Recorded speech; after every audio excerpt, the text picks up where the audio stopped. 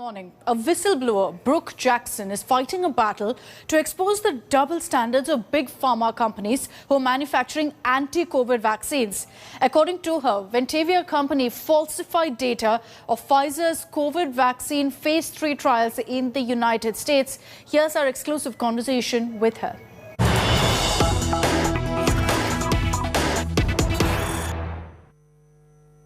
Pfizer-BioNTech vaccine was one of the first vaccines in the world to have received an emergency use authorization at a time when we didn't have enough arsenal against the COVID-19 pandemic. In fact, if I'm correct, Pfizer vaccine was given an approval under the emergency use authorization in the US in the month of December 2020. And soon after that, on 31st December, the WHO also included it in its emergency use listing. But I'm joined by Brook Jackson, who has pointed out that there have been lapses and malpractices in the way that Pfizer-BioNTech has done their clinical trials. Ms. Jackson, thank you so much for joining me on India Today. I believe that your revelation as a whistleblower to this matter has shook the world, but is the US authority not acting on it? And the US FDA has also refused to investigate the clinical malpractices? That's correct, yes. So in September of 2020, I began a new job at a group called Ventavia Research. Mm-hmm. And from the moment I started at this company, I noticed misconduct in the overall conduct of the study.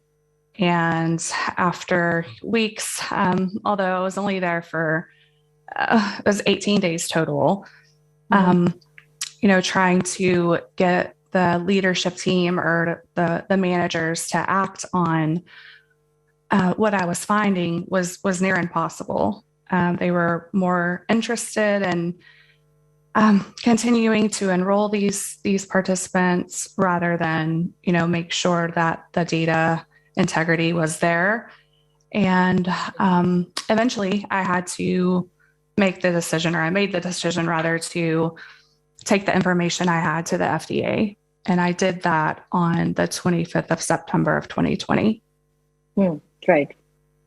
And what happened after that? Well, recording in progress. The morning of the 25th of September 2020, I emailed my complaint to the Food and Drug Administration. And after I sent that email, I got just a generic response back to my email, thanking me for, submitting my concern.